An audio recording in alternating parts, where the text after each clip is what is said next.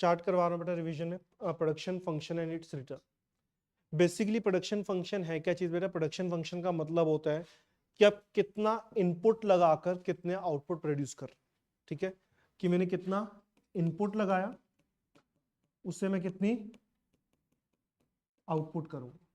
ठीक है, इनपुट से मैं कितनी आउटपुट करने वाला हूं, that is known as production function. समझ आ रहा पॉइंट? अब बेसिकली दो तरह के फैक्टर्स होते हैं, एक होता है फिक्स फैक्टर और एक होता है वेरिएबल फैक्टर। कौन कौन से दो फैक्टर होंगे? Fix and variable. Fix factor वो फैक्टर होता है जो कभी भी चेंज नहीं होगा। ठीक है, वो हमेशा क्या रहेगा? फिक्स। वेरिएबल फैक्टर कौन सा होता है? जो चेंज हो सकता है।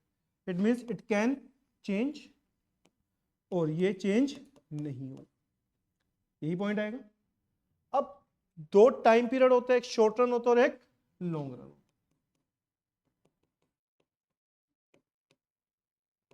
शॉर्ट रन में मेरे पास टाइम पीरियड कम होता है, इसलिए मैं सारे फैक्टर चेंज नहीं कर सकता। तो कुछ फैक्टर क्या रहेंगे? फिक्स, और कुछ फैक्टर क्या रहेंगे? वेरिएबल। क्या रहेंगे? कुछ फैक्टर फिक्स और कुछ फैक्टर वेरिएबल। और लॉन्ग रन में मेरे पास टाइम पीरियड होता है तो मैं हर चीज चेंज कर सकता हूं, तो सारे फैक्टर क्या रहेंगे? वेरिएबल। समझ आया पॉइंट? तो यहां पर शॉर्ट रन में जो लॉ यूज होगा वो होगा लॉ ऑफ वेरिएबल प्रोपोर्शन, और जो लॉन्ग रन में यूज होता है law of return to scale. But in +1 class सिर्फ हमारा शॉर्ट रन है, लॉन्ग रन नहीं है, तो सिर्फ हम शॉर्ट रन ही करेंगे। क्लियर है? तो इसमें जो कुछ दो टाइप जो मैंने बताई, शॉर्ट रन और लॉन्ग रन। शॉर्ट रन में जो भी आउटपुट चेंज होगी उसमें आपने क्या लिखना? By changing the variable factor and fix factor remain constant. कि जो भी आउटपुट चेंज हो रही है वेरिएबल में चेंज हो रही है, फिक्स फैक्टर क्या रहेगा? कांस्टेंट। उसकी वजह से मेरी आउटपुट क्या हो रही है? चेंज। और लॉन्ग रन क्या कहता है बेटा? सारे के सारे फैक्टर्स चेंज हो रहे हैं, उस वजह से मेरी आउटपुट चेंज हो रही है, तो that is known as long run production function. But हम शॉर्ट रन को कैसे लिखते हैं? दो फैक्टर लेकर चलते हैं। Q means output, F means function, L comma K के ऊपर क्या लगाया? बार। इट मींस वो क्या रहेगा? फिक्स्ड। और इसमें क्या रहेगा? दोनों वेरिएबल। क्यों? क्योंकि हमारे पास टाइम पीरियड ज्यादा। फिर आता है बेटा हमारा पॉइंट टोटल प्रोडक्ट। तीन तरह के कंपोनेंट्स होते हैं, टोटल प्रोडक्ट, मार्जिनल प्रोडक्ट और एवरेज प्रोडक्ट।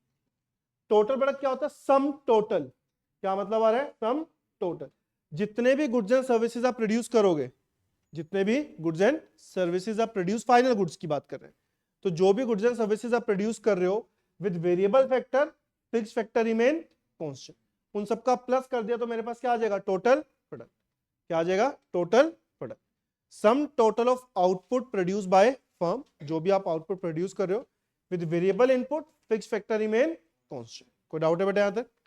अब देखो यहां पर, जब मैंने कोई यहां पर ना, अगर हम एक चीज और बनाना चाहते हैं कैपिटल, वो भी बना सकते हैं, और वो क्या रहेगी? हमेशा फिक्स, उसमें कोई भी चेंज नहीं है। अब देखो वेरिएबल 0 है, जब मैंने लेबर ही नहीं लगाया तो आउटपुट भी क्या रही? 0। फिर जैसे जैसे मेरी लेबर इंक्रीज हो रही है, टोटल प्रोडक्ट देखो पहले क्या हो रहा है? इंक्रीज। क्या हो रहा है? इंक्रीज। किस रेट पर? Increasing rate. किस रेट पर?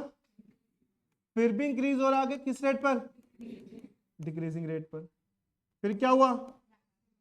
उसके बाद क्या होना शुरू हो गया? डिक्रीज। क्या होना शुरू हो गया? डिक्रीज। समझ आया पॉइंट? तो जिसकी कर्व बनेगी बेटा वो बनेगी इनवर्स यू शेप। क्या बनेगी? इनवर्स यू शेप, कुछ इस तरह से। क्लियर है? तो जहां से बेंड हुआ है तो यहां पर टीपी क्या हो रही है? इंक्रीज हो रही है। किस रेट पर? जहां पर ये मैक्सिमम हो जाए उस टाइम तक क्या हो रहा है? Increase at. फिर यहां क्या हुआ? यहां क्या हो रहा है? डिक्रीज। तो कर्व क्या ही है? Inverse U shape. और रीजन क्या बनेगा? Because of law variable proportion, जो मैंने पॉइंट बताया कि TP firstly increase at increasing rate, then increase at decreasing rate, become maximum and then start decreasing. समझ आया पॉइंट? फिर आता है बेटा हमारा एवरेज प्रोडक्ट। एवरेज प्रोडक्ट का मतलब होता है पर यूनिट ऑफ प्रोडक्ट कितना प्रोड्यूस कर रहे हो आप। लाइक मैंने एक लेबर लगाई, प्रोडक्शन कितनी थी? 10। 10 डिवाइडेड बाय 1 10। दो लेबर लगाई, प्रोडक्शन कितनी हुई? टोटल 30। पर यूनिट कितनी हुई? 15। डिवाइड करके वैल्यू आ रही है। देखो ये डिक्रीज हो रहा है लास्ट में आके, बट ये कभी भी नेगेटिव नहीं हो सकता, बिकॉज प्रोडक्शन कभी भी नेगेटिव नहीं हो सकता। समझ आया पॉइंट? सो एपी पहले क्या हो रहा है? इंक्रीज। फिर क्या हो रहा है? मैक्सिमम। फिर क्या होना शुरू हो गया? Decrease. But never falls to negative. Negative नहीं हो सकता। और कर्व क्या रहेगी इसकी भी, इनवर्स यू शेप। क्या रहेगी, इनवर्स यू शेप। कोई डाउट है यहां तक? नेक्स्ट पॉइंट आता है बेटा मार्जिनल प्रोडक्ट। मार्जिनल का मतलब होता है एडिशनल। क्या मतलब होता है, एडिशनल, कि एक एडिशनल लेबर लगाने से मेरी कितनी एडिशनल आउटपुट आ रही है, that is known as marginal product. ठीक है, अब देखो यहां पर कितना एक्स्ट्रा लेबर लगाया, 1, तो कितनी एक्स्ट्रा आउटपुट हुई, 10। कितनी एक्स्ट्रा लेबर लगाई, 1 ही लगी है, कितनी एक्स्ट्रा आउटपुट हो रही है, 20। या ऐसे करते करते वैल्यूज आ जाएंगी। लास्ट में क्या आया, नेगेटिव। नेगेटिव का मतलब है कि प्रोडक्शन क्या हुई है, डिक्रीज हुई है। क्या हुई है, डिक्रीज। ये नेगेटिव डिक्रीज चेंज बता रहा है ना, change, negative means decrease, positive means increase. Clear? तो ये नेगेटिव क्या शो करे कि डिक्रीज हुए है, नेगेटिव नहीं गई है प्रोडक्शन। तो MP can be negative but AP can never be negative. AP क्यों नहीं नेगेटिव हो सकता, because production can never be negative. तो देखो एमपी भी पहले क्या हो रहा है, इंक्रीज, फिर क्या हो रहा है, डिक्रीज, जीरो और नेगेटिव। तो कब क्या बनी, इनवर्स यू शेप। क्या बनेगी, इनवर्स यू शेप। कोई डाउट? पक्का? फिर पॉइंट आता है बेटा relationship between TP and MP. तो मैंने आपको बताया जब भी रिलेशनशिप आएंगे सबसे पहले तो डेफिनेशन लिखनी है, ठीक है, उसके बाद इनका शेड्यूल वगैरह बना देना हमने, और शेड्यूल में टीपी और एमपी दोनों लिखे। अब ध्यान से देखना यहां तक, टीपी क्या हो रहा है, इंक्रीज हो रहा है, किस रेट पर, इंक्रीजिंग रेट। तो एमपी क्या हो रहा है उस टाइम पर, इंक्रीज। फिर इस पॉइंट तक टीपी इंक्रीज हो रहा है किस रेट पर, एमपी क्या हो रहा है, डिक्रीज, बट यहां पर टीपी क्या हुआ, मैक्सिमम, एमपी क्या हो रहा है, यहां टीपी क्या हो रहा है, डिक्रीज, एमपी किस में चला गया, नेगेटिव। समझ आ रहा पॉइंट? उसकी कर्व देखना बेटा, बिल्कुल इसके नीचे बनेगी, टीपी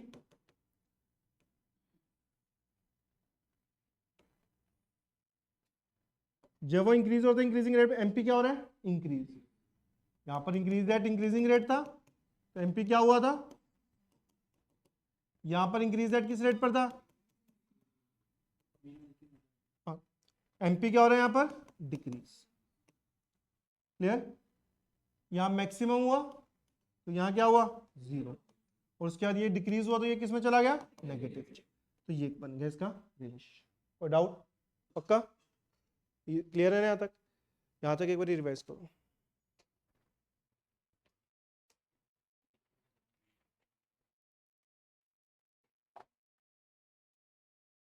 यहां तक क्लियर है सबको? नेक्स्ट आता है जो पॉइंट्स जो हमने पढ़े थे वो उसी का रिलेशनशिप में लिखना है, कि जब एमपी इंक्रीज हो रहा है टीपी किस रेट पर इंक्रीज होता है, इंक्रीज। जब एमपी डिक्रीज हो रहा है बट पॉजिटिव, टीपी किस रेट पर इंक्रीज होता है, जब MP 0 TP maximum, MP negative होगा तो टीपी डिक्रीज। ये रेट नहीं आएगा, यहाँ पर क्या होगा, डिक्रीज। समझ आया पॉइंट? नेक्स्ट पॉइंट, एपी और एमपी का रिलेशन। सबसे पहले वही डेफिनेशन आएगी दोनों की, फिर उसके बाद शेड्यूल। ध्यान से देखना, एपी और एमपी के पॉइंट से मैं सिर्फ इस पॉइंट तक की बात करूंगा। किसकी वैल्यू सबसे ज्यादा है, एमपी की, एपी की, एमपी। ये देखो ना 20, 15, 30, 20, एमपी ज्यादा है। तो जब एमपी एपी से ज्यादा है तो एपी क्या हो रहा है, इंक्रीज। क्या हो रहा है, एपी। समझ आया पॉइंट? फिर मैं बात करूंगा बेटा नीचे सिर्फ नेगेटिव वाले पॉइंट्स को छोड़, एमपी और एपी दोनों क्या हो रहे हैं, डिक्रीज। किसकी वैल्यू ज्यादा है, एमपी की, सॉरी, हाँ एपी की वैल्यू, किसकी वैल्यू ज्यादा है, एपी। तो जब एमपी एपी से कम हुआ या एपी ज्यादा हुआ तो एपी क्या होना शुरू हो गया, डिक्रीज। जब एमपी एपी के इक्वल हुआ तो एपी क्या हुआ, अपने मैक्सिमम पॉइंट। और एमपी 0 भी हो सकता है, नेगेटिव भी हो सकता है, बट एपी कभी भी नेगेटिव नहीं हो। समझ आया पॉइंट? कोई डाउट? जब हम कर्व बनाएंगे बेटा, एमपी की कर्व ऊपर से स्टार्ट होगी उससे। अब देखो इस पॉइंट से अगर मैं पहले बात करता हूं तो एमपी एपी से ज्यादा है तो एपी क्या हो रहा है, इंक्रीज। इस पॉइंट के बाद एमपी एपी से कम होता है, एपी क्या हो रहा है, डिक्रीज। इधर इक्वल होता है एमपी एपी के, एपी क्या हुआ, मैक्सिमम। और उसके बाद एमपी नेगेटिव भी हो सकता है but AP can never be negative. कोई डाउट? फिर आता है बेटा हमारा लो ऑफ वेरिएबल प्रोपोर्शन। आप इसको टीपी की डेफिनेशन के साथ भी एक्सप्लेन कर सकते हो और एमपी के साथ। टीपी के साथ लिंक कि वेरिएबल फैक्टर इंक्रीज हो रहे हैं, फिक्स फैक्टर क्या रहेंगे, कांस्टेंट। टीपी पहले इंक्रीज होगी किस रेट पर, increasing rate, then increase at decreasing rate, become maximum and then start decreasing.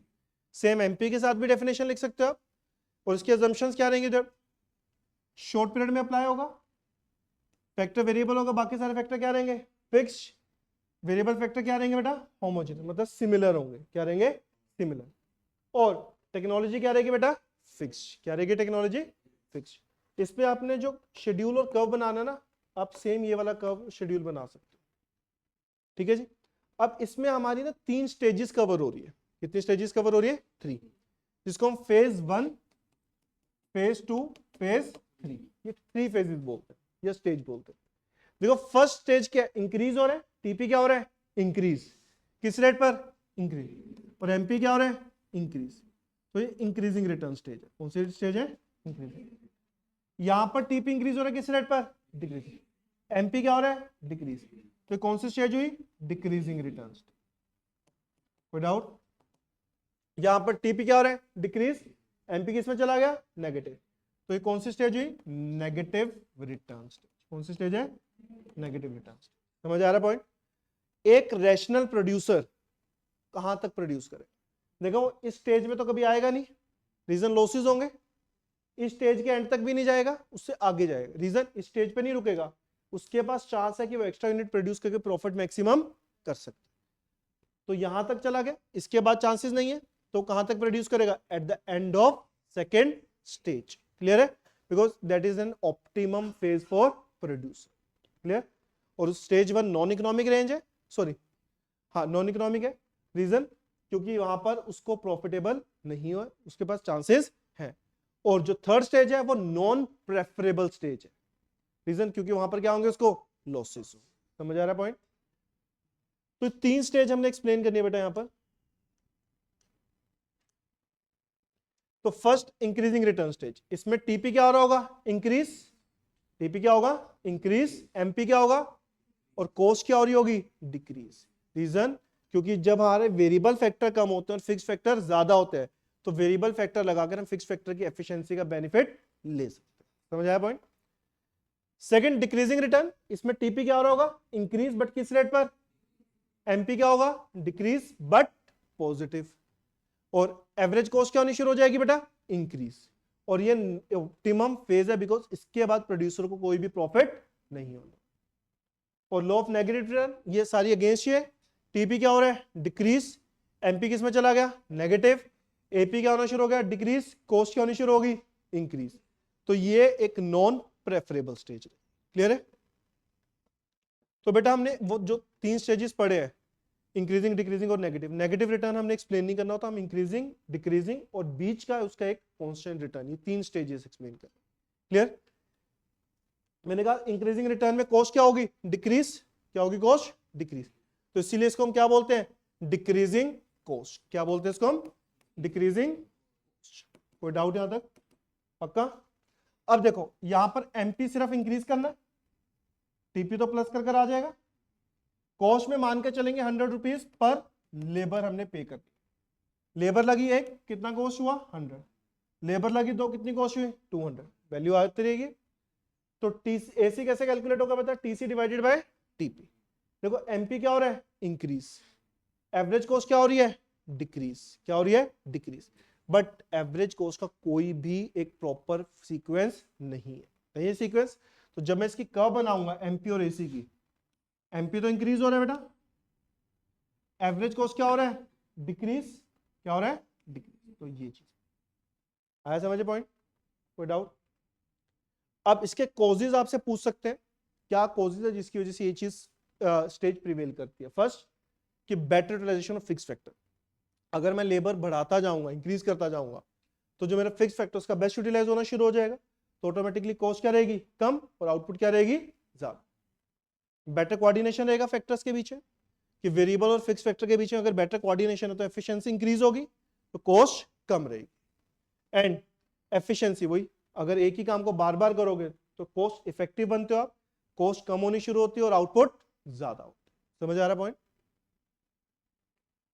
फिर आता है बेटा डिक्रीजिंग रिटर्न, डिक्रीजिंग रिटर्न है, एमपी क्या हो रहा होगा डिक्रीज, टीपी तो प्लस कर आ जाएगा, टीसी हमने क्या माना है 100 रुपीज पर लेबर, तो एवरेज कॉस्ट क्या हो रही है इंक्रीज, तो इसको और क्या बोलते हैं हम इंक्रीजिंग कॉस्ट, क्या बोलते हैं इंक्रीजिंग कॉस्ट। कोई डाउट?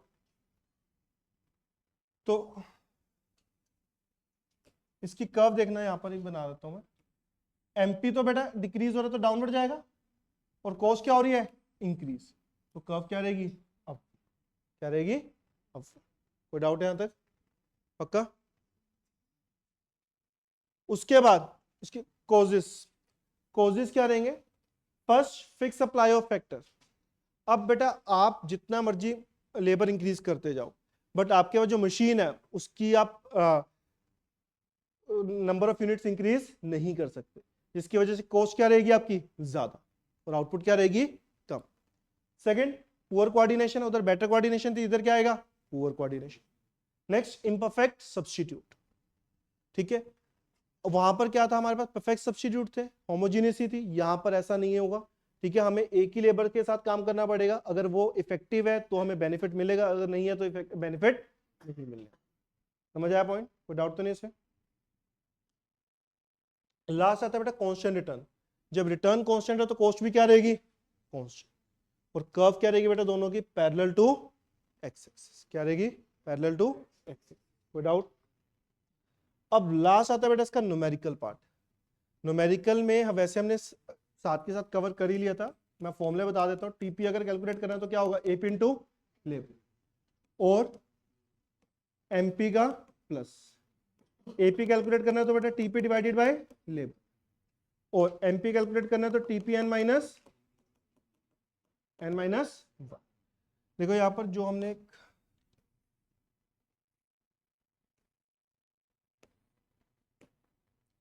अगर मैं इस पॉइंट में ही बात करूं, अगर ऐसी कुछ है आपको टीपी गिवन है, एपी और एमपी निकालना, निकल जाएगा, टीपी को डिवाइड करते जाएंगे लेबर से तो क्या आएगा एपी, और टीपी की वैल्यू 0 पर 0 रखेंगे, फिर 10 माइनस 0 10, ऐसे करते वैल्यू निकल जाएगी किसकी एमपी।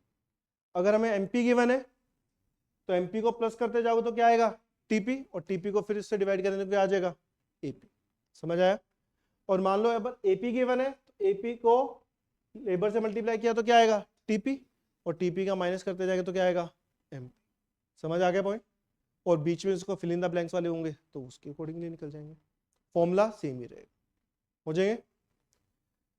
परसों इस चैप्टर का टेस्ट है, ठीक है, जिसमें न्यूमेरिकल प्लस थ्योरी दोनों आएगी।